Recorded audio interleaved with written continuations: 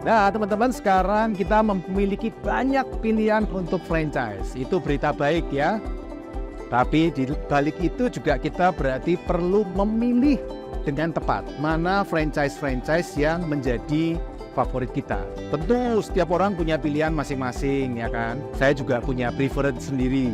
Nah, tapi saya bisa berbagi pengalaman saya sejak 2009 saya mengambil beberapa bisnis franchise dan saya menyimpulkan beberapa hal. Satu, teman-teman, yang jadi preference saya untuk memilih franchise, satu adalah saya melihat usia dari franchisor.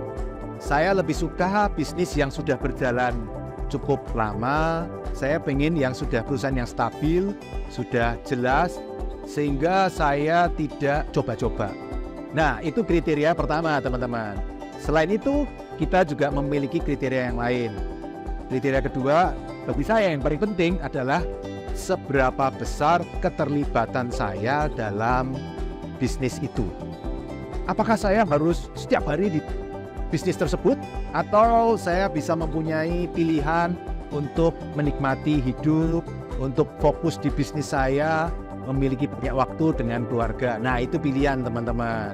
Tentu ada yang pengen, saya pengen terlibat aktif di bisnisnya. Nggak masalah, hidup penuh pilihan.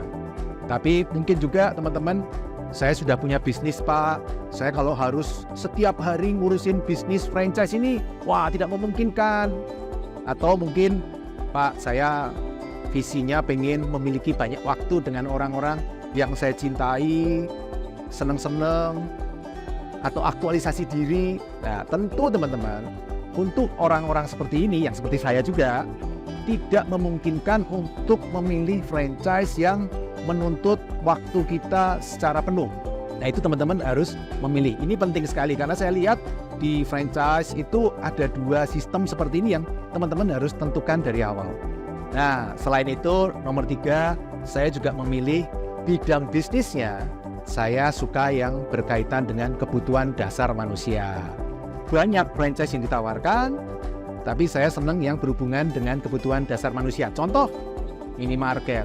Saya senang sekali karena kebutuhan dasar manusia, dan dalam kondisi ekonomi yang seperti apapun, minimarket tetap kuat.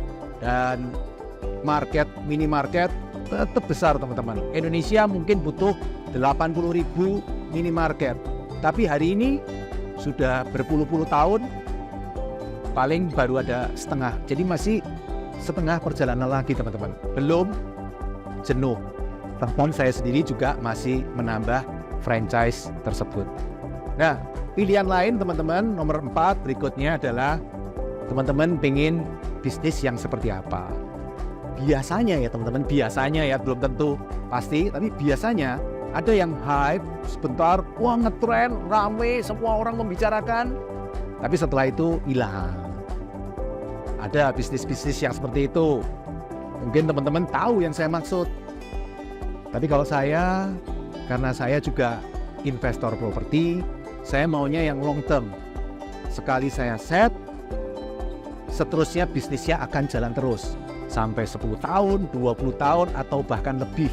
Karena itu saya biasa memilih bisnis-bisnis yang saya lihat akan long term. Tidak hanya, ini baru ngetren nih. Waduh, kalau mendengar kata sedang ngetren, itu saya alergi itu. Karena bagi saya yang penting jangka panjang, tetap bisa bisnis, menguntungkan bagi kita, dan tidak repot. Oke, teman-teman, balik lagi. Hidup penuh pilihan, silahkan teman-teman tentukan apa yang teman-teman mau. Pesan saya satu, sebelum teman-teman tentukan, bikin kriteria dulu. Teman-teman maunya seperti apa. Setelah teman-teman tentukan kriteria, baru teman-teman mencari apa franchise yang paling cocok untuk teman-teman. Semoga sukses semuanya, dan salam Passive Income Property.